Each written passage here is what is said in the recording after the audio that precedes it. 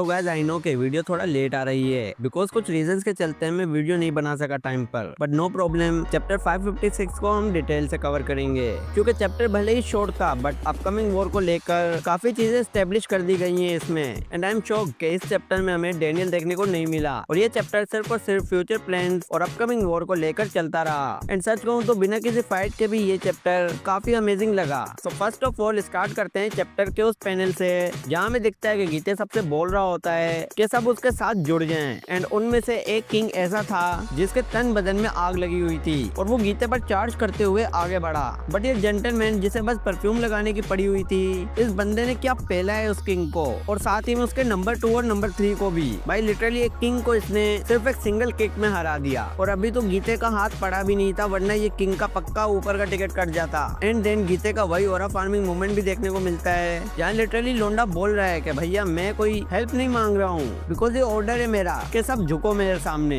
And gentleman तो झुक गया और सबऑर्डिनेट बनने के लिए तैयार हो गया और दूसरे किंग्स और फाइटर्स ने कुछ कहा ही नहीं, जिसका यही मतलब है कि वो भी आ चुके हैं गीते की साइड। एंड इससे पहले कि इनका सीक्वेंस खत्म होता हमें एक मजे की बात पता चलती है कि ये जो किंग्स आए हैं ये इतने भी स्ट्रॉन्ग नहीं है। और लिटरली ये बात बोली तेजिन के दूर के रिश्तेदार ने कि जितने भी बड़े किंग्स हैं उन्होंने यहाँ आने से साफ साफ मना कर दिया है। एंड वहीं से गीते ने यह भी कहा कि बताओ मुझे पहले किस नल्ले की शामत आई है, और उस पर शामत नहीं अब कयामत आने वाली है क्योंकि वो किंग और कोई नहीं बल्कि किंग ऑफ इंचोन है। एंड एक मजे की बात बताऊं, ये आर्क का बैंड हो चुकी है यानी नेक्स्ट आर्क से वॉर स्टार्ट हो जाएगी। एंड पहला स्टेज होगा Incheon and it means next arc में हमें इंचोन दिखेगा एंड साथ ही में हमें किंग ऑफ इंचोन की बैक स्टोरी भी देखने को मिलेगी और साथ ही में हमें ये भी पता चलेगा कि आखिर क्यों किंग ऑफ इंचोन जेम्स ली के अंडर काम कर रहा था कुछ समय के लिए। इवन के हम सब जानते हैं कि वो रिसेंटली बुसान आर्क में ऑल आउट नहीं गया था क्योंकि वो मजबूर था और अपनी मर्जी से नहीं कर रहा था वो सब कुछ। एंड जैसे ही उसकी और जेम्स ली की डील ब्रेक हुई उसी मोमेंट पर जेम्स ली ने उससे ये बात बोली थी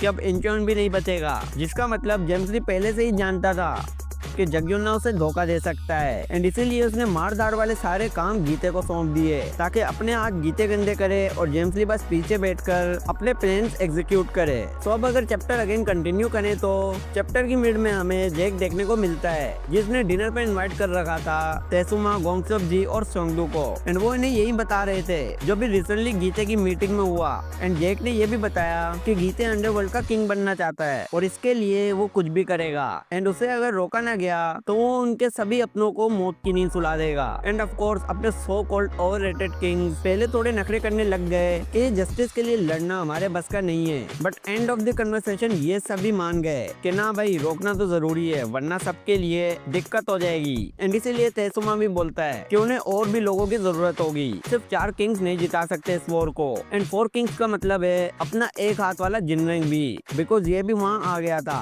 जो कि बहुत ज्यादा एंग्री मूड में था। एंड भाई ऑरा तो है इसका, जबकि इसका एक हाथ कट चुका है बट इसके बावजूद ये बंदा अलग ही फील करवाता है। एंड जब इसने कहा था कि ये गीते को मारेगा तो ऐसा नहीं लगा कि क्या फेंक रहा है, बल्कि पूरी वाइब आ रही थी कि हाँ भाई फाइनल ब्लो दे सकता है, इसके अंदर इतना दम तो है। एंड ऊपर से अब इसके पास कुछ खोने के लिए भी नहीं है। जो चीज सबसे कीमती थी इसके पास वो था सांगबेक और डोंगसोक। एंड उन दोनों में से एक तो टपक गया है और दूसरा भी बहुत इंजर्ड है। तो आई थिंक वॉर में तो बहुत तबाही मचने वाली है। एंड हमें ये भी नहीं भूलना चाहिए कि डेनियल हो या जेक, ये भले ही गीते को हरा दें बट मारने का दम नहीं है इनमें अभी। एंड जिनरिंग तो एक पल के लिए भी नहीं सोचेगा गीते को मारने से पहले, बिकॉज एक्सपेरिमेंट के लिए ऑलरेडी वो किंग ऑफ बुसान को पास में टपका चुका है। एंड ये चैप्टर पर वापस आए तो गोंगसोप जी भी ये बताता है कि लाइट भी मुंह फेरने वालों में से नहीं है और वो भी आएगी। एंड अब ये भी ऑफिशियली अनाउंस कर दिया गया है कि इनका भी अलायंस बन चुका है सबका जो गीते के अगेंस्ट जाएगा। एंड जेक भी बोलता है कि वो और लोगों को भी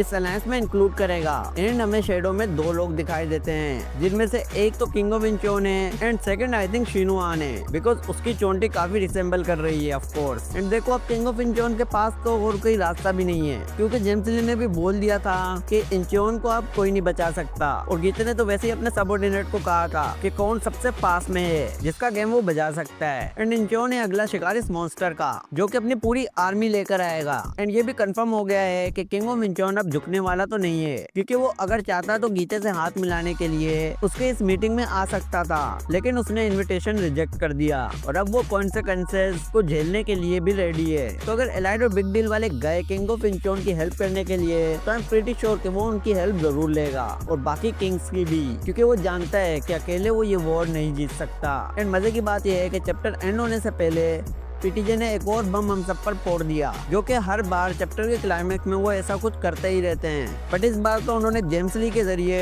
टॉम ली और रिपोर्टर किम की पिक्चर ही दे दी गीते को। एंड आई वाज लाइक कि भाई रुक जा, ठहर जा। सुबह होती नहीं है कि ये साला सोचने लग जाता है कि नाश्ते में कौन से बंदे को खाऊं। और वहाँ लगभग 4 पिक्चर्स दी थी जेम्स ली ने, जिनमें से 2 टॉम ली और रिपोर्टर किम की थी, जो कि बहुत ऑब्वियस था। एंड देन थी यूजिन की। एंड मैं 100% श्योर तो नहीं हूँ, बट वो इमेज काफी यूजिन से ही रिसेंबल कर रही थी। एंड थर्ड वाली इमेज थी लाइटनिंग चॉय की, बिकॉज साइड पर थोड़ी सी व्हील चेयर दिखी थी। एंड इन तीनों पिक्चर्स के अलावा चौथी पिक्चर के बारे में हमें कुछ भी नहीं बताया गया, तो उसके बारे में कुछ नहीं कह सकते हैं। एंड ये वो लोग हैं जिन्हें मारने के लिए जेम्स ली ने कहा है गीते से, और ये इनका कोई इविल प्लान है जिसे स्टार्ट करने से पहले ये इन्हें निपटाना चाहते हैं, बिकॉज शायद ये इनके आड़े आ सकते हैं आगे चलकर। और मजे की बात ये है कि मैं बहुत अच्छी तरह से जानता हूँ कि जेम्स ली ने इन लोगों को स्पेसिफिक क्यों चुना है, बट वो हम बात करेंगे अपनी थ्योरी वीडियो में, जो मैं सुपीरियर मलिक वाले चैनल पर अपलोड करूंगा। बट इतना जान लो कि ये कनेक्टेड है गैपोंग किम की डेथ से। एंड ये वो सभी लोग हैं जो कहीं ना कहीं कनेक्टेड रहे हैं उस मिस्ट्री से, और वो कैसे ये मैं आपको बताऊंगा अपनी नेक्स्ट स्टोरी वीडियो में। सो टिल देन वीडियो को लाइक करना मत भूलना, चैनल को सब्सक्राइब करना मत भूलना। मिलते हैं नेक्स्ट वीडियो में। Till then goodbye. टूटे थे कहने दो बातें हमारी वो सारी जो कहनी थी तुमसे सभी, बहने दो आंसू ये यादों में तेरी क्यों ना सुनी किसी ने भी हमारी दास्तां।